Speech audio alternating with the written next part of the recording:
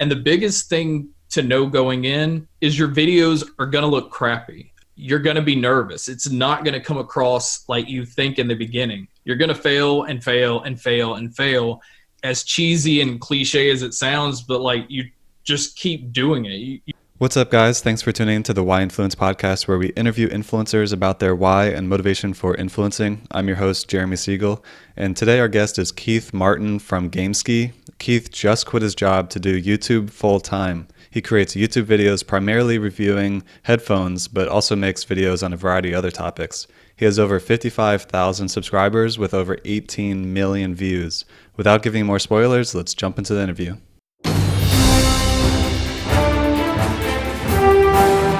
Welcome to the Why Influence podcast, where we deep dive into the why behind some of the world's most influential people. Why do you influence? Why are you an influencer? We hope to inspire you to share your voice with the world. And now, your host, Jeremy Segal.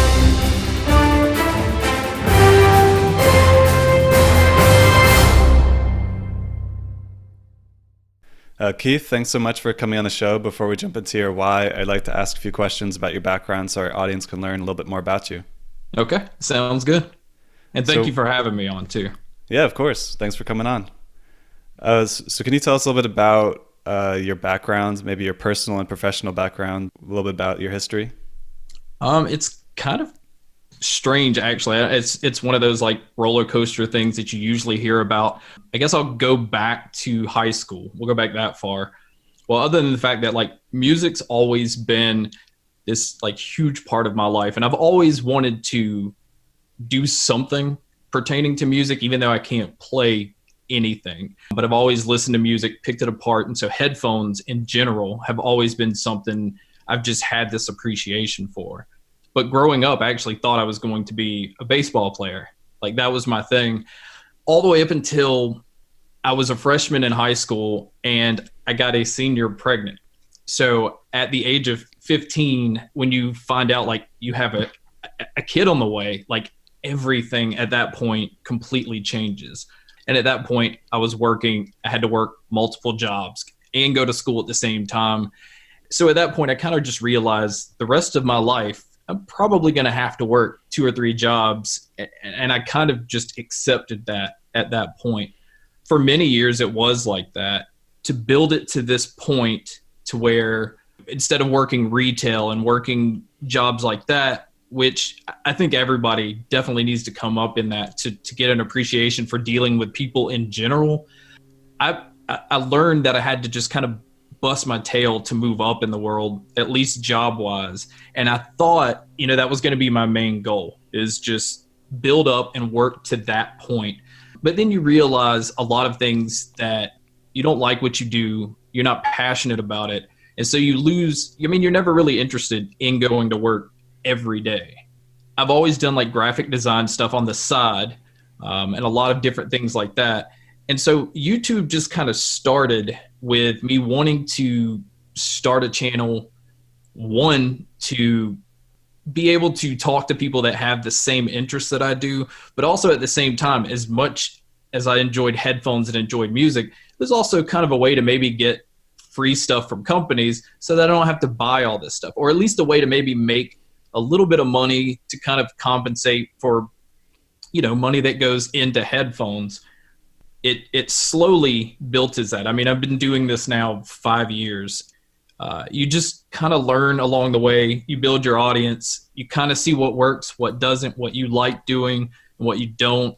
And you just, it's the biggest thing is building relationships with companies and your viewers. And then, people like you, where you build this community and just kind of keep going like that. And it turns into something. Yeah, that's awesome. So you started out your YouTube channel because you wanted to get some, let's say, like, cheap or free headphones, or get some compensation to help you afford to buy more headphones. I would like to dive a little bit deeper into that. Was there any more to it, like when you started your channel? To be honest, the initial thing behind the channel, and it kind of ties into the name, which makes absolutely no sense. A lot of people think that it's Gamesky because it's spelled that way, but it's actually Gamesky, which again, I'll try to explain it, but it doesn't make a whole lot of sense. I had a lot of interest. I've always been into gaming as well. So I kind of wanted it to be audio stuff, but also wanted to do gaming stuff on the channel, mixing that with one of my favorite artists, which is Banksy. I'm a huge fan of his work and his graffiti style. Just always followed it. So gaming mixed with Banksy is how Gamesky started. Again, I've never explained it on the channel, so a lot of people have no clue. So the initial, main reason behind it, again, was I'm passionate about headphones, and just because everybody has something they listen to. Everybody's into their own thing. I actually used to manage a Camelot Music, which music stores don't exist anymore. But I've always been exposed and open to all kinds of music and all kinds of people that listen to different kind of music. And everybody, to a certain extent, have like a certain artist they really enjoy and they follow. And I've always been kind of the same way. And music has always been, especially with all the things that I've gone through, been a way to escape from everything. And I also think YouTube, starting a channel based around that is also a way to talk to other people about that kind of thing, and other people that use that as an escape. Because I think, especially now the way things are, it's good to have something that can kind of shut you off from everything else that's going on around the world. I mean, right.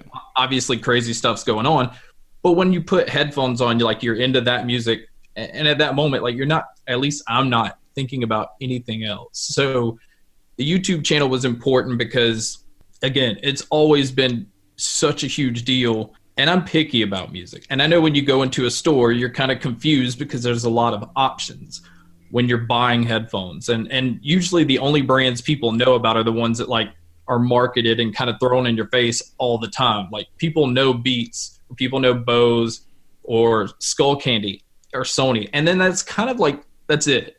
My way to be able to tell people about products that you're not going to see commercials about, and you're not usually just going to take a chance and spend money on.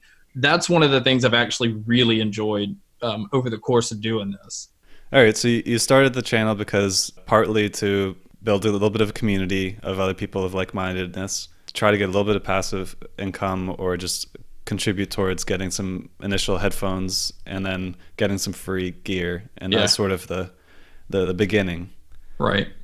All yeah, right, it was never, I guess that's kind of the weird thing is when it started, and I know a lot of people start channels because they just they think being a YouTuber is just automatically hitting the record button and then, you can make a living from it. To be honest, that was never, I never thought about it that way. I guess that's why it's kind of weird that it's to this point where it is just, this is my full-time thing. I left my job voluntarily to be able to do this because it's built to this point. Because again, a lot of the things people don't see is, money doesn't come from just YouTube. You have affiliate money that comes from people buying stuff on Amazon or buying, whatever. So there's all these different little sources of income that I never knew existed. And to be able to make a living from that, I'm still kind of baffled that that's even possible. That's great. So then you've just recently left your job and now you're doing YouTube full time. How would you say your reason is now to continue doing what you're doing, and how has that changed from the beginning? I would say, at least now, where the whole time of doing this, there's never been pressure, because it's always just been, okay, if I upload a video, great. If I don't, it's no big deal, because I didn't rely on it. So it didn't need to feel consistent. And I never felt like, okay, I have to have a video out, which it's weird because YouTube, as far as them promoting channels and whenever you see on the side where it says suggested videos, a lot of that is based on, as a creator, constantly uploading. They see that and they see that as a reason to push you. I always knew that in the back of my head, but if that's not your goal to become, a full-time YouTuber or content creator, do this, then, you don't think about it. So now you kind of have to think about what works, what doesn't, try to have a schedule, which I'm one of those that I like to just do things. I don't like to plan anything. So to try to set up a schedule that's kind of hard for me to do. Okay. Are you on any type of schedule now? Do you post anything that's regularly, or is it just really when you get the content, you post it up? Not yet. And I think that's because right now, right here, there's a huge shelf, like storage thing of products to review that I haven't been able to get to because like working a full-time job, you're there 9 to 5. You have a family that you can't like put on the back burner. Right. So working a job all day, coming home to record, like I wouldn't be done recording till 1 in the morning. You kind of have to pick and choose things you want to review, and you can't do it all the time. I think as far as setting up a schedule, I have ideas. I want to start trying to do things on certain days so it's not just chaotic all the time. But I think a lot of that probably won't happen until I get caught up on some of this stuff. Okay. So I'd like to go back a little bit to the why you're continuing right now. I mean, when you started, you had community aspect of it. What's your community aspect like as far as now? The community side of it actually is really surprisingly good because the audio community, a lot of people are snobs when it comes to audio stuff. It's like, oh, well, you use this, and you can get judged just by having a certain pair of headphones. Right. Which I think, judging by your headphones, looks like you have Audio Technica. You're right. Yeah. And that's another one. Some people will see that and they love them. Some people see it and have no clue. Some people see it and it goes, oh, well, you didn't buy $1,000 pair of headphones. So the community itself is weird, but I think that's probably any online community. I think you deal with people. Would I get judged with these headphones? I don't think so. I think a lot of people, that's one of those that's been around for a long time. They can be used as consumer headphones or be used in a studio, and they're still around. Like people, I mean, they still sell them now. They're still popular. Like, no, I don't think you'd be judged with those. Now, if you had Beats, oh yeah. All right. But as far as the community, like the most surprising thing I think is other tech creators. Like there's actually a community there that, a lot of them support each other, trying to help each other's out. Like it's not as competitive. Now there are some that are competitive. There's some people that just don't like you because, you beat them to the punch to release a video on a product that they're going to release, which I think is just crazy. I mean, like I do know that it's important to get things out as soon as possible when they come out, but to just absolutely hate somebody because, they beat you to the punch. I don't know. Like I'm competitive, but I don't see this as competitive. Right. Every industry is going to have that. Oh yeah. Yeah. Now there's creators that like I have opinions on, but it's for different reasons. Just things I don't understand. So we don't have to dive into that. But your drive right now, you quit your job. So obviously a major drive is that you have to make income doing this. But I'm trying to drill out a little bit more as to what's making you unstoppable right now, aside from trying to make income. Like what's keeping you going? Honestly, the fact that, well, one, now my family depends on it. So that obviously changes things. Hold on. I think my camera's I don't know if it's about to die or not. So anyway, right. I guess as far as like what keeps me, as far as the drive of it goes, besides the fact that now this is a job, like you have to kind of keep yourself motivated to do it, is the fact that technology in general is something that I get excited about. The fact that there's new stuff coming out, new ways to make you hear stuff, and the channel's not always headphones. Like yesterday, I put up a video on the new Nintendo Switch. Like they revised a couple of things, just little stuff like that. But technology in general is always changing. So there's always something that yourself will be interested in, but everybody else would be interested in. So to be that person, to be able to tell other people about it, that keeps me excited about doing this. Yeah, that's awesome. So do you have like a community hub where people interact with each other? I don't. A lot of people have suggested like doing Discord, which I need to set it up. But again, now that I'm doing this where I can focus on it full time, I can set that kind of thing up. All right. So then going to that a little bit, you have now gone full time. You're not really like, months into this process of being full-time. So do you have sort of a high level plan of things that you want to put more focus into? What does your landscape look like? The only thing that, as far as the way that I record and shoot, or as far as uploading videos, I don't want to change that too much, because as far as like the financial side of it, it's been sustainable long enough that I know if I just run it like this, we'll be fine. But it allows me now that I can spend more time on a video to try some creative stuff, creative shots, different things on location that, before I wasn't getting to do because I'm coming home and doing this at night when it's already dark outside. So my opportunities kind of open up a little more. Nice. Oh. There we go.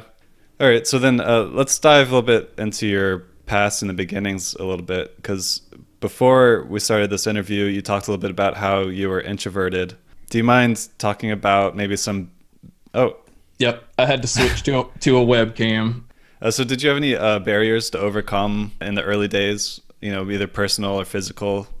I'd say like 95% of it really is just mental, because all of it just gets in your head. I remember when I started, I think a few months in, I hit a point where I didn't know, what to record. And it felt like I was nervous about uploading anything. When I first started uploading, I did a couple of reviews that just did really well. I think the weird thing about it was I thought, okay, this is going to be easy because the first couple of videos did really well. But then if you have a few that don't do so well, it can quickly like get in your head that it's like, okay, this isn't going to be as easy as I thought. So you start questioning everything. You start even saying, okay, maybe I should just stop. So I went through a span of 3 months where I think it was 3 months. I didn't upload anything. How far into the process was that? I mean, it was in the first year. Okay. So again, it was all new to me. But again, at that time, it wasn't anything. It wasn't like, right. I remember going through a span of a year. I would be lucky to have 100 views after one day, but I would be happy about that. Like completely happy that, oh, my video got 100 views.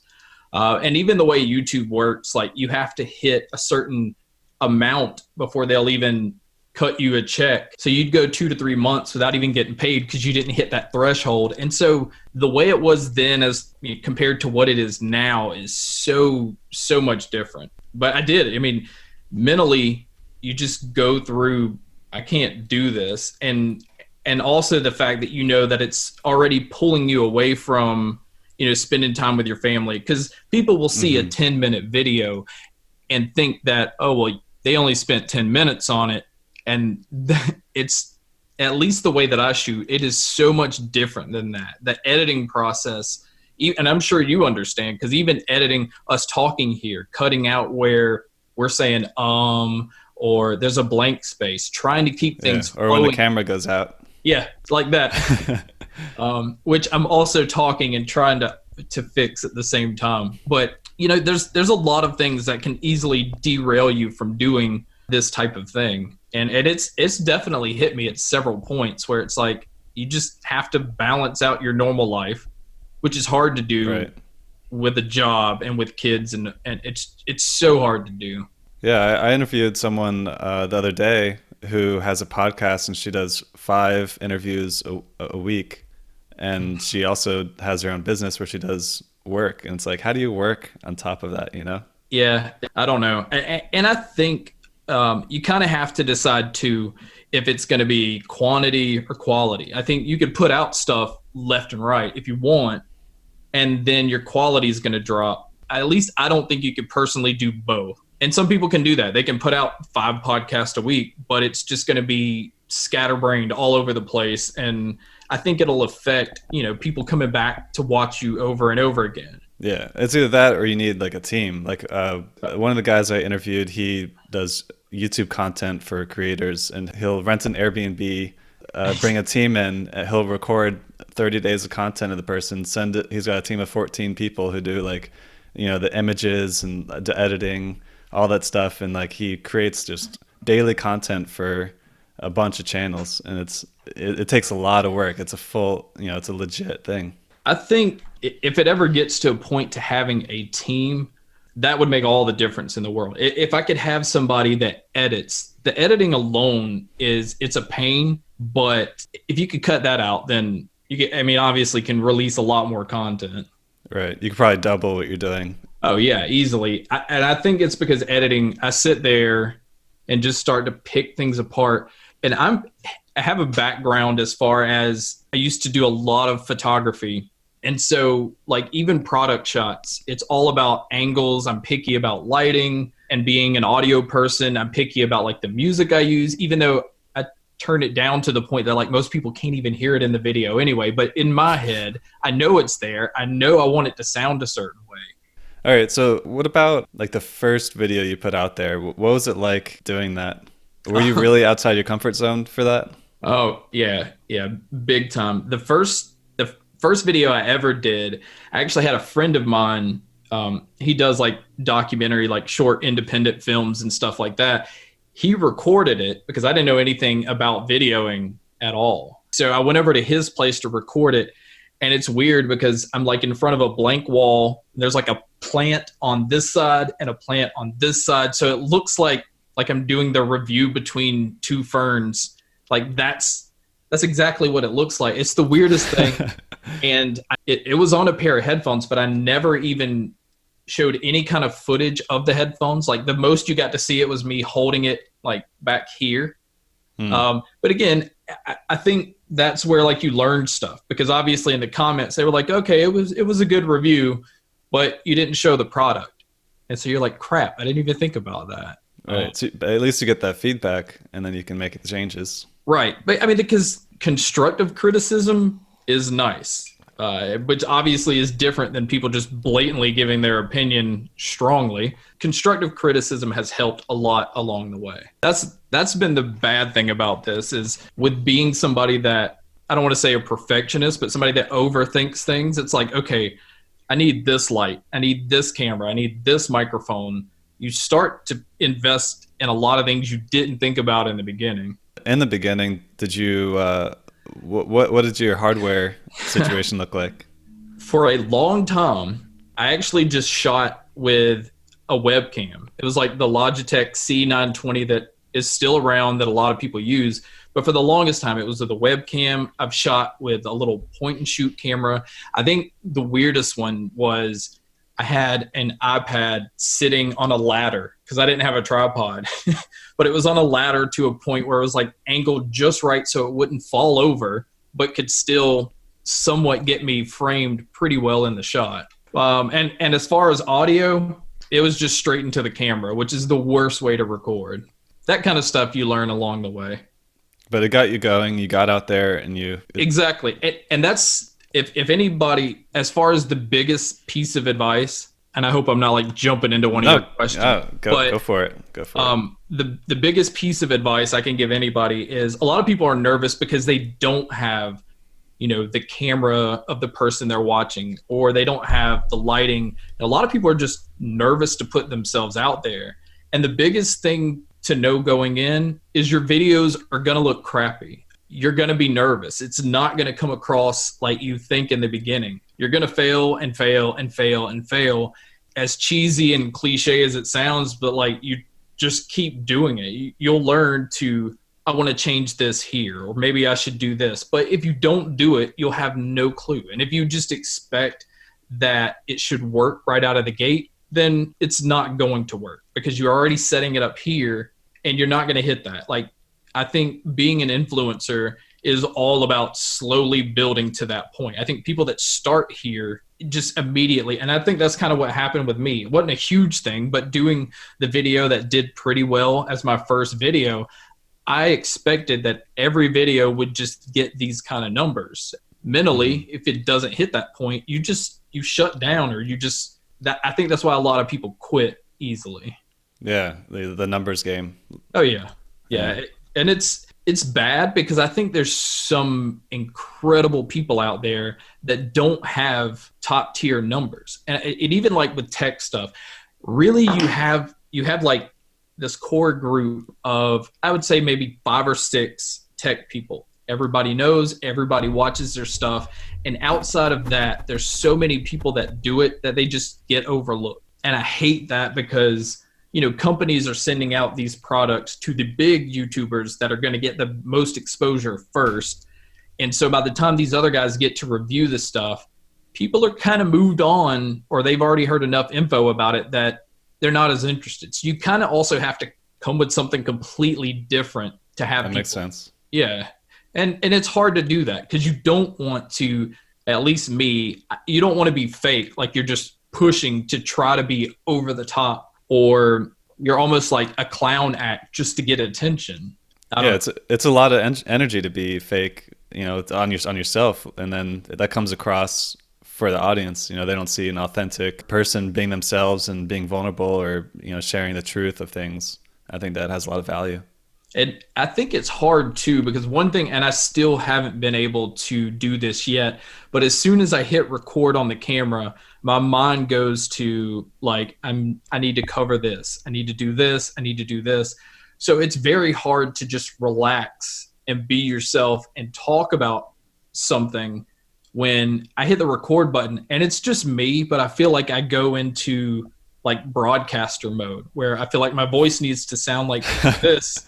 And I can't forget this. My mind shuts off where I just, it's just hard to be me. Is that still the case today? Not as much. It's even more that I think about what I'm talking about, because you have so many people that now you feel if you forget something, it's going to be pointed out. You don't want to spend so much time on a video and forget like one of the most important things. My mind still thinks that way, but I definitely feel more relaxed now, but okay. I still don't feel like growing up, which is weird. I used to be like the class clown. I loved attention, and I had always been that way. Like I said, until high school. For some reason, it changed. I became an introvert. I don't want attention. I don't want things to be focused on me, but it's so weird because I still wish I could relax and put some humor in my videos like how I used to be growing up. But I completely overthink things now. Okay. So maybe that's something that you'll, over time, maybe grow into or expand into. I think so. I think doing this full time and branching out a little bit and covering some different things will also allow me to kind of relax. Like with headphones, I feel like you need to be the best you can at all times. And like I said, my mind just goes to that every time. All right. So speaking of, the changes that you've had and are coming, like, let's dive a little bit more into that. How would you say who you were when you first started the YouTube channel and who you are today? How has this whole process like changed you, or what's different about who you are? As far as me personally, I don't think like anything has changed at all. I've always kind of looked at things the same way. I still feel the same way. I think if anything has changed from that point to this point, it might be how I see people in general. Because online, obviously when I started this 5 years ago, like I didn't have a huge, like I didn't need to be online. I didn't need to know what people are doing. Like I didn't have that interest. That side of the world I've always had that kind of blocked out. So when you're doing this kind of thing, you're exposed to how people are online. It's amazing what people can say to each other, to you, and all I talk about is tech stuff. So it's crazy to me, just in general, how people can be. So my outlook on people's changed, but as far as how I am, I don't let any of this stuff like get to me. What about like skills that you have? Like, do you feel like you're a more confident and concise speaker, or like are there any traits that maybe got improved through the process? That I feel has changed a lot. Editing, I've learned a lot. I didn't know anything when I started. Talking, again, I still feel like my mind goes to think about stuff, but I can actually breathe when I record now. That's a huge step up. I'm really confident in how the camera looks, except for this camera. Now that I'm using a webcam, I'm more confident now than I was before. Before it was just, it didn't look good, it didn't sound good, but it didn't matter. Like now it matters, but I feel a lot more confident when I upload a video that, okay, it looks fine, it looks good, it sounds good, it's edited in the way that I want to. I don't second guess anything like I upload now. I think that's a big deal. It's a huge deal, because then you don't you don't worry about it as much. I think in the beginning it was like, well, it doesn't look good, so I at least need to make it sound like touch on all these points, where I feel like now there's a better balance. And instead of, okay, well, I'll touch on all the points, but video is going to look bad, and I just have to accept that. So having that balance gives you a reason to just keep going forward and not overthink everything. Very cool. I like that. Yeah, for me, as far as getting comfort goes, like my first 3 podcast episodes, I gave myself permission to re-record myself. Yeah. So I actually went in and like edited what I said just more confidently and concisely, because I didn't talk a lot in those. I didn't have much dialogue. I just like sort of asked questions as I was like learning the interview process. And then after that, I just said I have to be vulnerable for the rest and just, be myself. I can't re-record myself. Otherwise, I'd just go crazy with perfection. Yeah, it would take forever to do that. But I'm trying not to talk too much now, because I feel like whenever I'm asked a question, it's like, all right, talk as much as you possibly can.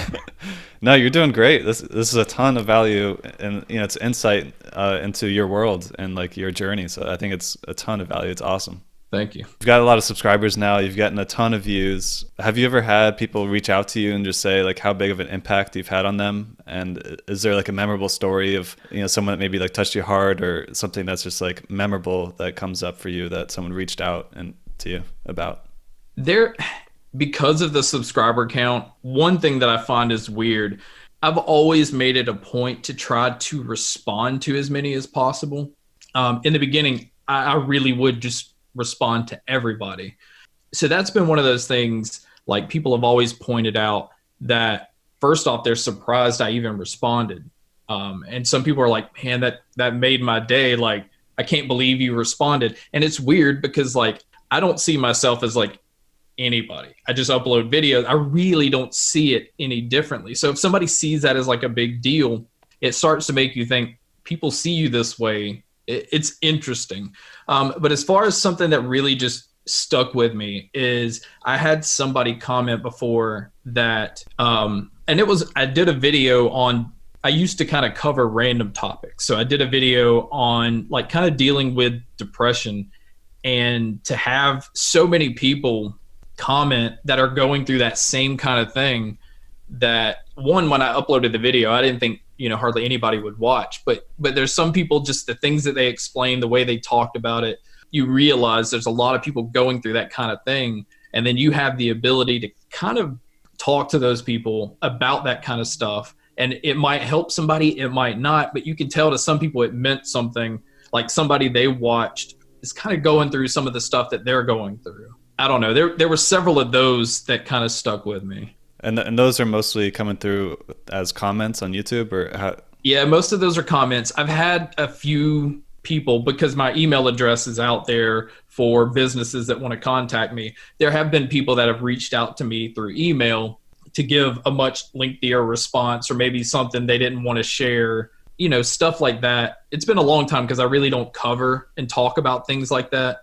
But you just have people that want to reach out, because I think people want to have somebody to talk to. And I think that's a lot of the problem, is people don't have somebody, or don't think other people are going through the same stuff they're going through. And it's not specific to tech related topics either. No. And that's the thing too. Throughout the years, obviously it's always been tech related, but I wanted to cover just things I was thinking about, just random stuff here and there. You just realize that, your community is built around tech, but you also realize these people are people. Just like they realize, okay, he's somebody that's dealing with stuff too, or has an opinion on this stuff too. So that just kind of builds that relationship with your viewers that I think a lot of tech people don't focus on. I want to eventually maybe do some stuff like that again, or at least try to figure out a formula, like this day I'm going to talk about these kind of things instead of tech. But it's hard because YouTube, I think, keeps you from thinking outside of your box. I think when you do that, the algorithm, the way they see things, they don't promote it, they don't push it. It's really weird how it can affect your channel. So you have to kind of think about things that way. Okay. Yeah, for me on the podcast, I made a decision that after 10 interviews, I'll give an update episode where I get a friend to interview me and ask me, how's my journey going? What have I learned so far? All the types of questions that I'm asking, basically, he's asking me. And so I've done that after 10, and I'm going to do that after 20, and then I'm going to do a live one at 30 and see if there's anybody that shows up. That's cool. Yeah, I mean, because I think that's important that you're trying to learn what people, their reasoning and the things that they're going through. But I think the people that listen to you would be really interested in what it is you're picking up along the way, what your opinion and the stuff that, I mean, like, how you've changed from when you've started to what it is now, things that you see differently, or how you edit, or just like when you said you used to kind of voice over your stuff and do that again. Obviously you realize that's way too much work. I don't want to do that. It'll take too long to release stuff.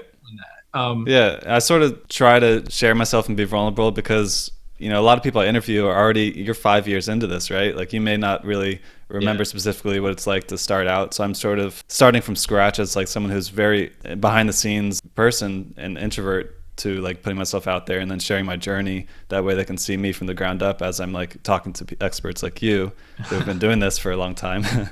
Yeah, it's a lot harder than people think to just put yourself out there. Because honestly, it's like the only way it gets started.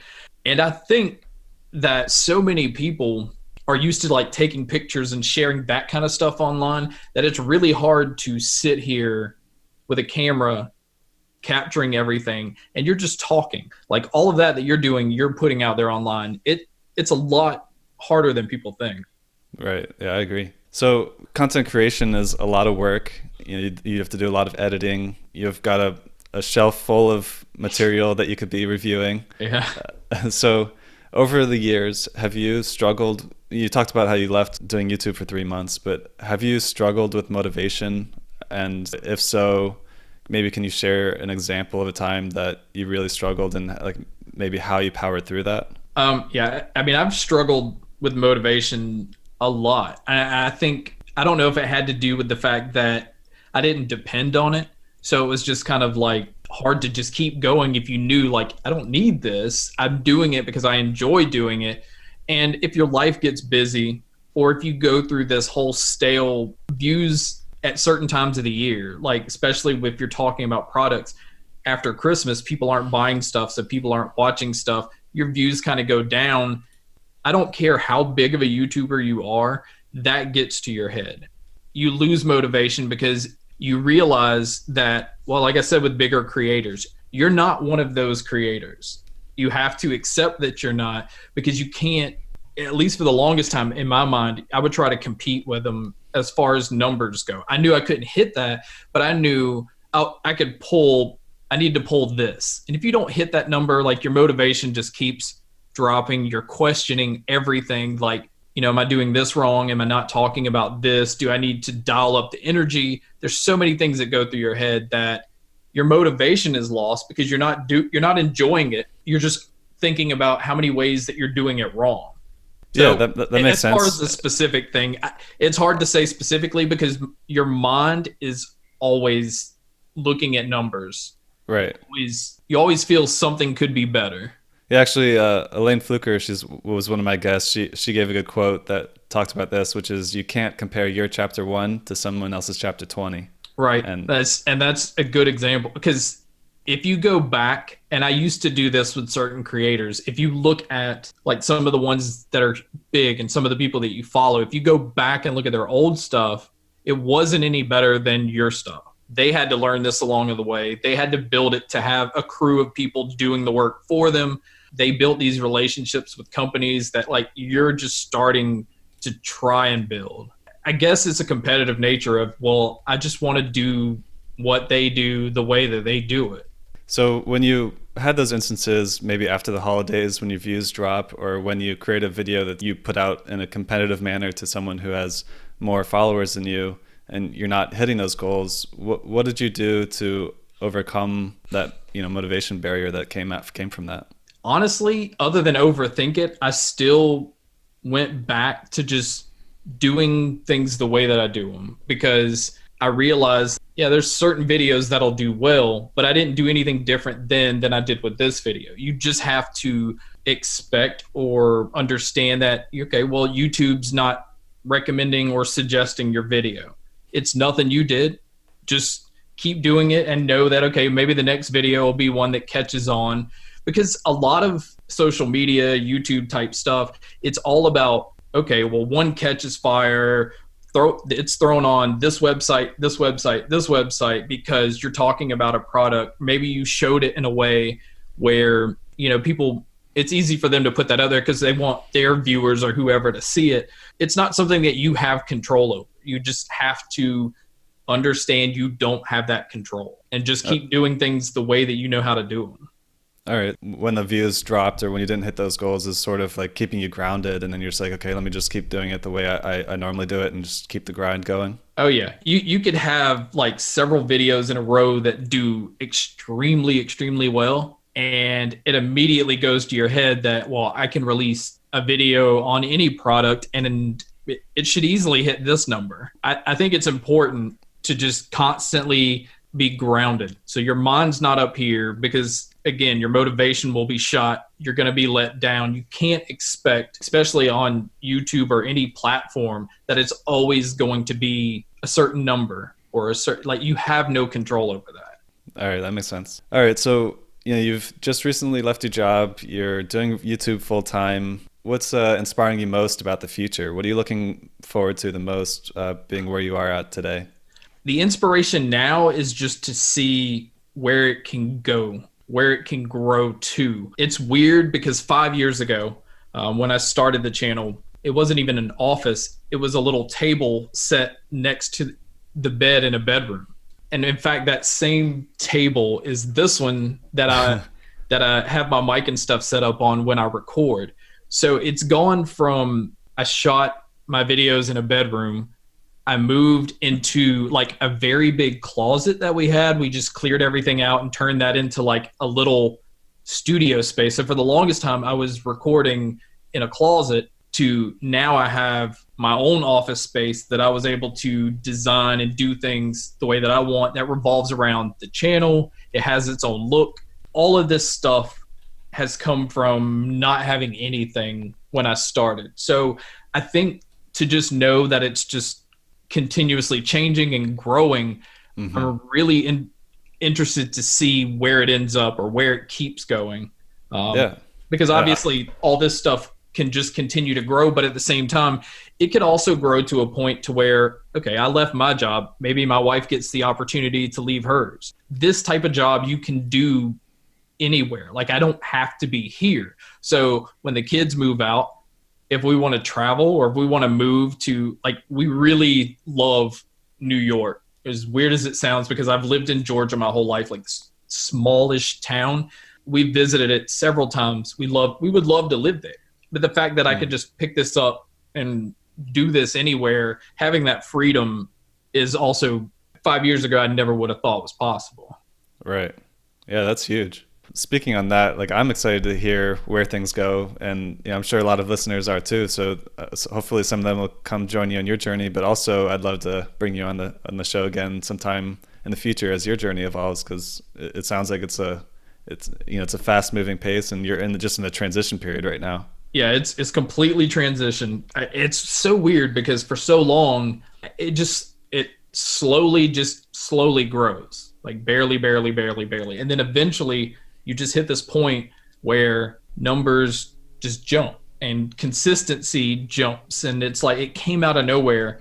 Again, like I said, you can't expect anything out of it. But if you're consistent and you don't lose why you got into it in the first place, I think, as long as you're passionate about it, it shows. You have those people that can tell and they'll stick with you, and your audience just grows with you. And it's just, I don't know, it's so hard to explain because none of this was ever supposed to happen. Yeah, that's awesome. Actually, your story reminds me a lot of Rady's Rides. He's got a YouTube channel reviewing cars, and he posts a video every day. He was a school teacher, high school teacher. Yeah. And at some point, he quit his job recently, actually, and he's just doing YouTube and social media full time now. And he's just an unstoppable force. He's just, going bigger now that he left his job. And I'll suggest for you to listen on that one. I'll send you a link to it because that one's very related to your story. That's awesome. It's crazy that we're even in a time that's possible.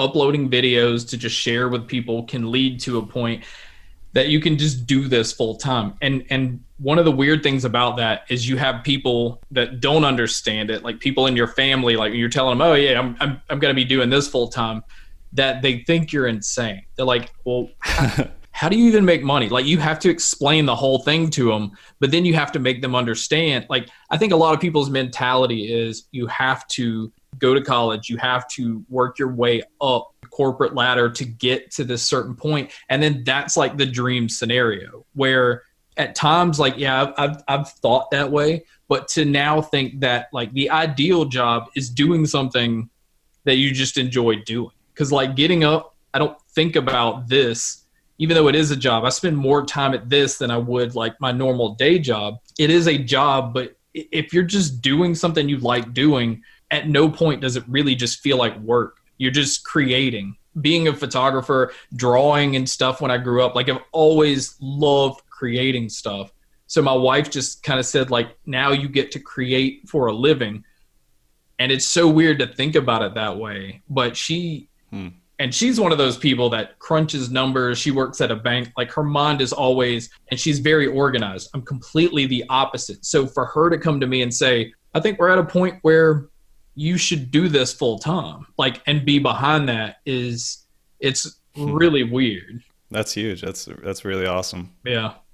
Because finding somebody that can put up with the fact that like you're spending a lot of time, you're not at work, then you're shut off in a closet. Yeah, in a closet, like.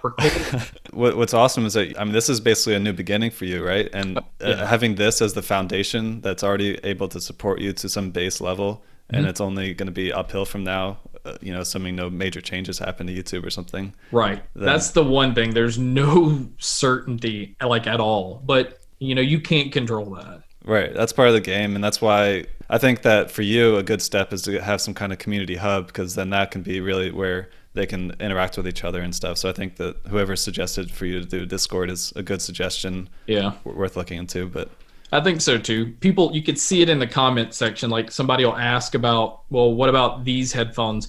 Other people come in, and then it just becomes this like thread of them answering and talking back and forth that YouTube's not necessarily good for, but Discord would be perfect for something like that. Right. Yeah. And then that's, your real audience can sit. And then if you push maybe going live on Twitch at some point, it's easier to push them over than when you have them just on one platform. At least they're on two, and one of them's more interactive. So yep. And I honestly think that's probably not the best idea to just have all your eggs in one basket, because at any time YouTube, they just say, well, we're not going to promote, or we're not, like, ad revenue is only going to go to like Jimmy Fallon type stuff, because that's what they're pushing. It seems like more than anything. At any point it can change, and you at least have something you can fall back on. Right. All right. So let's say you met someone on the street and they are someone who aspires to be a social media influencer, or they just started, but they're in the very infancy stage of it. What would be some advice that you would give this person? That's maybe whatever you think is the most important advice to give that person. I think honestly the biggest thing is to never go into it expecting, or at least never go into it with the attitude of, I want this to be my job, I want this to be my career. I think if you go at it with that mentality, you're never going to reach it, because it takes so much time. So I think patience is the biggest thing. Understand that by putting yourself out there, that you're going to deal with a lot of stuff that you probably didn't think about. People, attacking like, I've had people say stuff about my family and me personally. And it's like, a lot of times it could get to you. Eventually you'll get to a point where you don't let it get to you. I mean, still, you could have 100 comments, 99 of them could be positive. One person could just like say something about you in a way that one thing is just going to just stick with you and drive you crazy. So just, I guess anybody coming into it, know that putting yourself out there makes you vulnerable to all of that. Just know what you have to deal with, but understand patience, because nothing is going to happen overnight. If things happen overnight, then you need to be worried that it will also end overnight as well. Like, everything can happen just like that. That's a good point. Well, several good points. Thank you. I think a lot of people that get immediate success, one, in their head now think, well, one, this is easy. Two, well, I'm already up here. That, again, like I said before, when your videos don't hit that point, it's easy to get depressed. It's easy to let that stuff get to you. You just have to stay, like you said earlier, just stay grounded. That's the biggest thing. Okay, awesome. Yeah, I love that. All right, so now you meet someone else on the street here, and this person is an avid YouTuber. And if he asked you for some advice, just generally, and said, what is something that you're doing that's maybe different than the average YouTuber, you're getting much higher view to subscriber base ratio than most people that I see. So, like, what's some of your secret sauce, or what are you doing that's different? I think the one thing, and maybe because it's been pointed out, a lot of people like the fact that it doesn't feel scripted, especially if you're covering tech stuff. A lot of people are reading from a script. You can tell, which is completely fine. I think you really kind of have to have something to go by. But I've always felt like it was better to feel like you're talking to somebody. Like if I'm talking about a pair of headphones I really enjoy, I want the video to come across like I'm just talking to you about something I enjoy in the same way I would talk to you, like if I just ran into you in the street. I don't feel like, I think if I'm reading from a script and doing it that way, it takes that like personal feel out of it. At times it could cause me to seem like I'm just rambling, but I guess that's where editing comes in, and maybe I can just cut a lot of that out. But I think that's what separates me, is it's just we're sitting here talking. I like that a lot. And to get to that point, did it take you a while to be able to do that? Yes. Yeah. I've again, in the beginning, you don't even know what you're doing. And like I said, I couldn't breathe. So like my focus was just get it out. Just, just talk these certain points. I still feel like I need to focus on relaxing and coming across more just laid back. That's important to me, because I feel like if something comes across as scripted, then it feels like somebody's either trying to sell you something, or they're just reading from a spec sheet. They're not giving their actual opinion on it. They're just, right. Well, it has this many gigs of RAM, this size, this. Like you could see that by going to a website. And I try to stay away from it, although people still, well, you didn't say that it had this. So you still have to stick to that, but you still have to give your insight on it.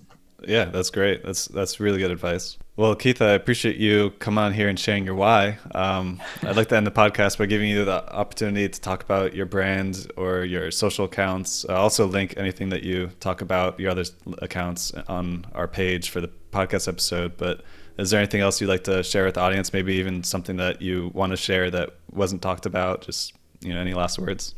No, as far as like social accounts, it's just official Gamesky, but that's at Twitter and Instagram.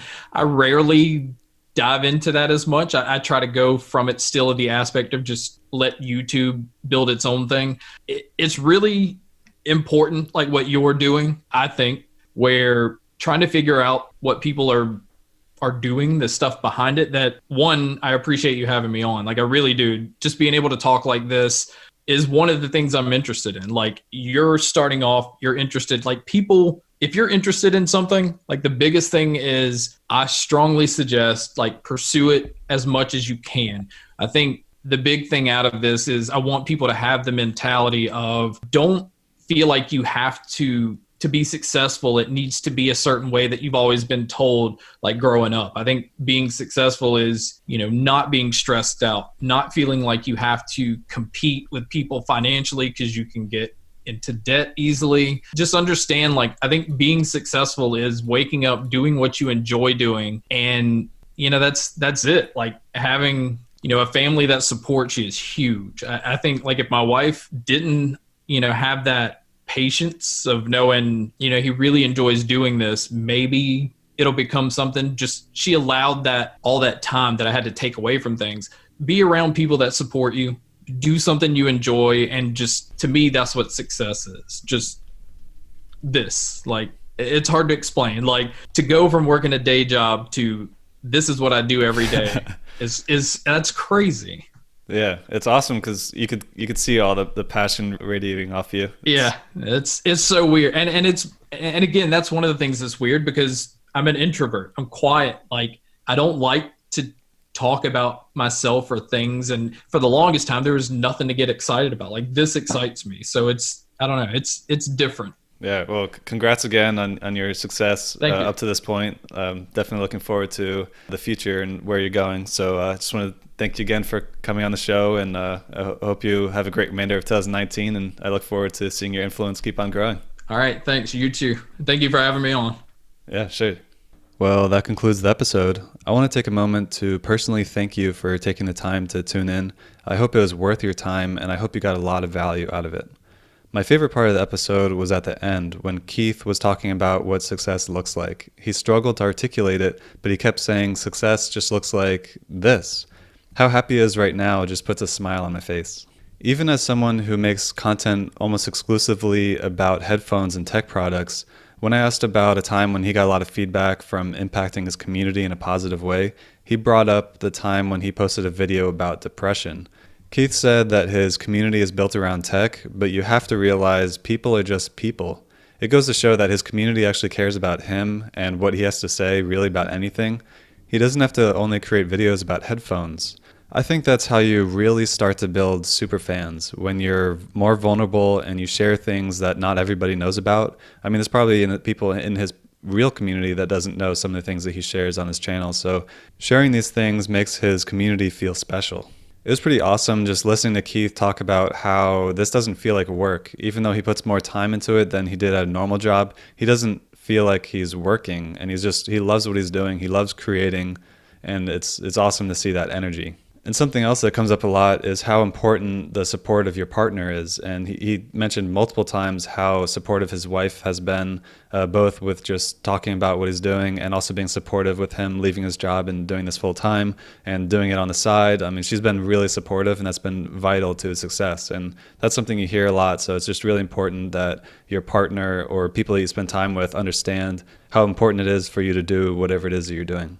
Now onto the advice. Keith talked about how patience is the biggest thing. It takes a lot of time, both in creation and to get the momentum for your audience. So just know that you need patience. If you get success overnight, then just know that it can also end overnight. So don't look for those big, quick wins. Just keep going, and it'll slowly progress. He said that if you're consistent, at some point your numbers just jump. It comes out of nowhere, and that's exactly what Rady's Rides said too. He just said he was consistent for a while, and at some point the numbers just jumped. And I hear that from multiple sources, and it's just something to take in mind when you're doing this.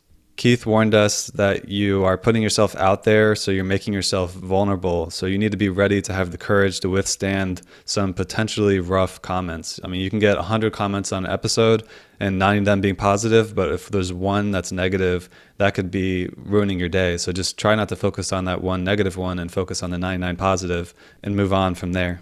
Keith mentioned that when you're recording video, it's really important to talk to somebody versus just reading a script or addressing the audience as a group. You want to make your videos personal and talk to the audience as if the audience is sitting next to you and you're just talking to them about the product. And that's some feedback that actually I've gotten about my podcast, and that's something I'm working on too, is to address you as the listener more directly, as opposed to saying you guys. It's just, I want to be more personal and have a conversation with you, because that can build a deeper connection and feel more personal.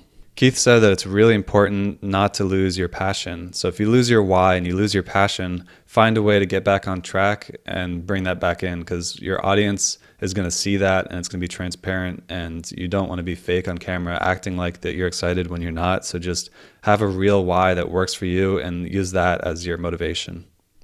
Keith said that it's really important to do what I'm doing, which is figuring out what other people are doing. And I took that as a compliment, but I just want to clarify that I'm not just doing this for myself. I'm doing this for you too. I want to help you share more of your hidden wisdom and knowledge with the world, and I want you to feel more inspired and capable to go bigger with whatever it is that you want to do. So all this content that I'm creating, he gave a compliment saying that it's the right thing to do. So just I'm recording these episodes and sharing them with you guys so you can take all the knowledge and wisdom and use it for whatever it is that you're doing.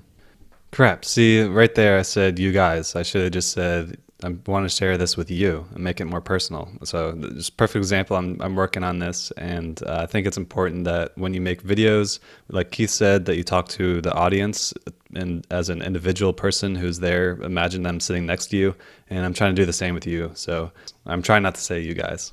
As for my journey here in the podcast, I found Keith because of Romina from episode 3. She retweeted his post about leaving his job to pursue YouTube full time. I researched his social media and brand to see if he was a potential fit for our podcast, and everything seemed to check out. So I emailed him, asked him if he'd be willing to come on the show and share his why, and he agreed. So we scheduled time and did the interview. I would have never reached out to Keith if I didn't have the podcast, and I wouldn't have had a reason to have a conversation with him without the podcast. This is just another example about how the podcast has opened doors for me, and it really feels like the podcast is opening doors for all of us because you're getting the direct benefits from being able to listen to all of these conversations. At the end of the interview, as I always do, I asked Keith for some feedback on me as an interviewer, and he mostly had just compliments. He said the interview was fun, which I had a lot of fun too. And he liked the relaxed atmosphere. He liked that I shared what I'm dealing with, so it's not just one-sided with him sharing. Keith said that it didn't feel like we were just going from question to question, which is how it felt for him to do other interviews. They just sort of went through a series of questions, and he really liked the flow. I don't know about you, but I feel energized after hearing Keith talk so passionately about why he's doing what he's doing.